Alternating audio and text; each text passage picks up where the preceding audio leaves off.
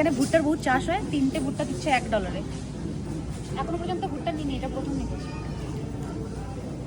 পেয়ারার সেরকম খেতে হয় না, তো এখানে পেয়ারা যেগুলো আমরা ফেলে দিই ওই পেয়ারাগুলো আছে।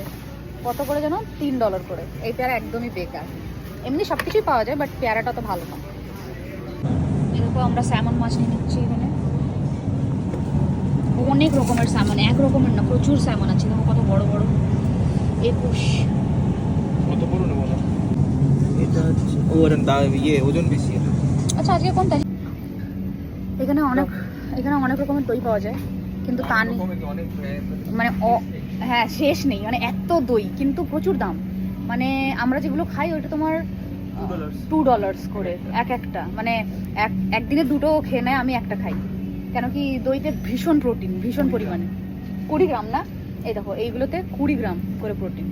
তো তানিশ বলেছে খাওয়া দাওয়া নিয়ে তো কোনো কিছু হবে না, আগে সুস্থ থাকতে হবে, খেতে হবে। তো দইটা প্রচুর লাগে আমাদের।